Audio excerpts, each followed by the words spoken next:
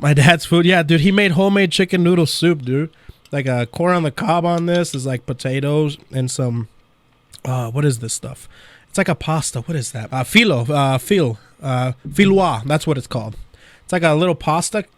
Filois. It's French. Sancocho? Oh, man, no. Sancocho, we had that the other day, actually. So this is my father's cooking right here, all right?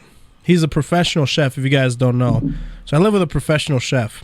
Would you guys actually like to see my father's cooking? You know that my father produces content now, right?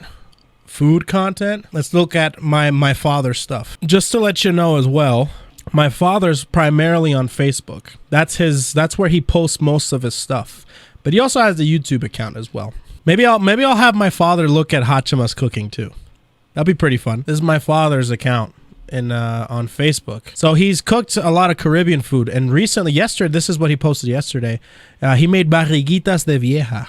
If you guys don't know what that means, it's basically what is Spanish for old lady or old lady, the stomach of an old lady, the belly of an old lady. Sorry. Basically like a pumpkin fritter, and it's so soft that it imitates the belly of an old lady. Oh, this is a paella he's done. And there's all that food there. Oh, and he made sorullitos, which is a Puerto Rican dish. It's like a corn fritter that you put in like, you know that stuff you put on corn dogs? Imagine that, but just like in a little fritter. So here's crispy this. And creamy corn fritters. That's my father right or there. Or as we like to call them back home, sorullitos.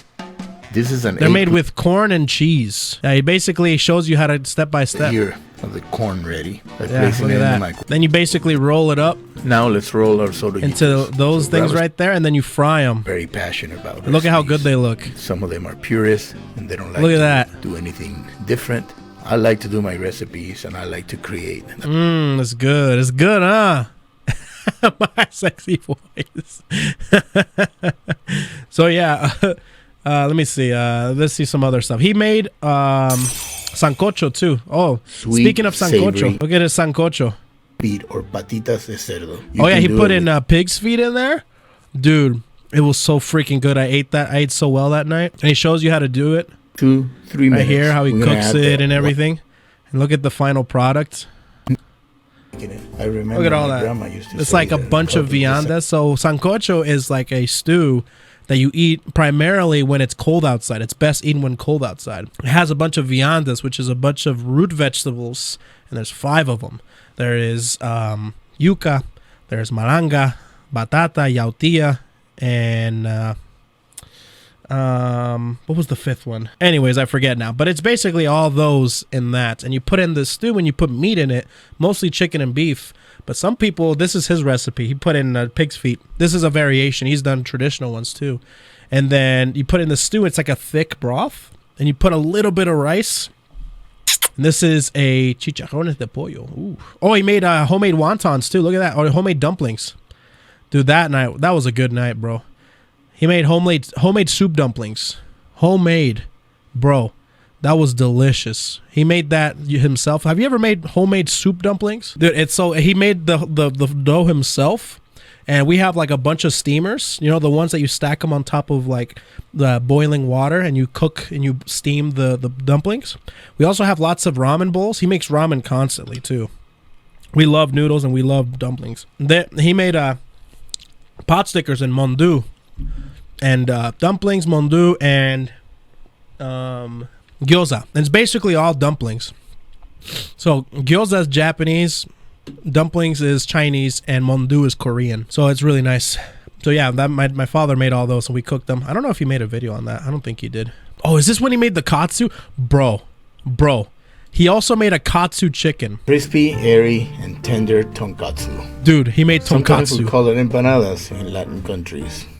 Dude, this was one of the most delicious. I literally, chat, when I ate this, I was like, that was the closest thing I've ever been to like, I'm horny, you know, that type of stuff, you know. I'm horny. So if you want to go support him and go see some stuff that I normally eat, go to his channel. Go to his Facebook, and also he has a YouTube as well. Pretty simple, pretty easy. It's a recipe that you can make in 15 minutes. And this right here, what was it? It's Korean. I can't remember. Bio and a YouTube channel, like always. And just remember to follow and like. Yeah. All the content creator spiel that he has. Oh, when he made okay, Puerto Ricans know exactly what this is. I'm not gonna talk about it right now though. Oh, bulgogi. That he did make a video on that. Pork bulgogi. There you go. Thank you. Yeah, J10. That's exactly what that is. Bulgogi. He made a video on it. Mouth-watering, sweet, and fiery pork bulgogi. Bulgogi. Shows you how to make bulgogi. This is a Korean food. Put it in a high heat. We want this pan to be scorched. Adopt me, please. I'm hungry. Adopt me, please. I'm hungry. There's the pork bulgogi that he's cooking. Let me know Put how it it on goes. the katsu and on the rice. And with the nice sauce. Oh, so freaking good, dude. Oh, God. But the one that I want to show you guys, there's another one. Oh, he made a paella, a fideuà paella. Oh, he made mofongo, which is a Puerto Rican... He made a video on mofongo, which is a Puerto Rican delicacy. The bao have you guys ever had bao tacos? Like, real talk. Have you guys ever had bao tacos? And I'm not kidding you. When I've eaten a lot of food in my life. I went to different places. My father made homemade bao tacos. What they are is they're basically a fluffy, airy, delicious, moist bun. And think of it, and it's flat. And what you do, it's like a bread, and you fold it. You put like a crispy pork belly piece of meat on there in the middle. You put a little bit of sauce, a little bit of cilantro, and like some nice citrusy flavors on there, like some greens, and then you eat it just like that. Crispy pork belly tacos on a steamed bao bun with pickled the vegetables bao bun. And spicy cilantro mayo. There they are. This recipe Homemade, chat room. is to die for. Homemade. Let's make it, shall we? Homemade. So this is one of my favorite recipes of all time. Dude. It's a lot of... I ate like 12 of these, dude. I ate like 12 of these. Easy. Pounded it out like crazy. Argentinian recipes. Dude, he knows everything. If there's something that I can say with confidence that my dad does, he does literally everything and anything. He is trying to... you know what his recent thing? He doesn't know how to do this, so he's like me. If I don't know how to do a specific combo... in a fighting game, I hit the lab and I practice that combo until I get it every time. Guess what? He does the exact same thing, but with food. If you guys don't know what fluffy pancakes are, they're basically extremely airy, jiggly pancakes. That's a delicate, that's really, really common in Japan. And so he's trying to make it work. But the thing is, there's specific foods that get affected because of altitude. So fluffy pancakes, the jiggly pancakes, is really hard to do here in the America, especially where we live in the mountain region, and we're like freaking thousands and thousands of feet above sea level, and that affects jiggly pancakes. He's trying to figure out a way, something, to be able to make those jiggly pancakes work, you know? Let's begin with pork belly was, dude, he was curing that pork belly for like 2 days. That was crazy. Dry our pork belly. Like souffle pancakes, yes. A lot of holes into the skin only. If you don't have anything that you can do these holes with, small look at holes, that. you can also that's the pork belly. That's the skin.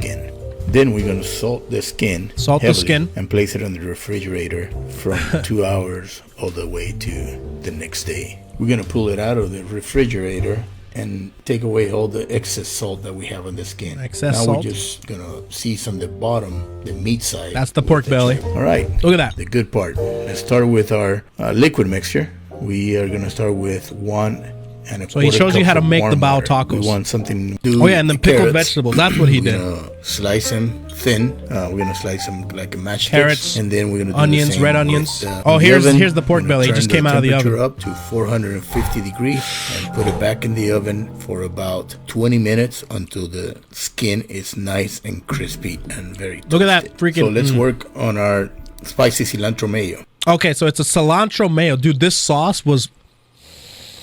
Oh, dude, I could drink this entire thing, dude. So, anyways, oh yeah, here's the bao taco. I don't this have is a so cutter with me, impressive so I'm to me. using a glass. How he did all this, I'm like, you can actually do that. Once I cannot believe all of them. Spicy mayo. Let's get ready. Pickled veggies. Devour this. A little bit more on top. Wow. If this doesn't look heavenly, I don't know what does. Yeah, it does look heavenly. That's what my father does in this day and age now. He makes content.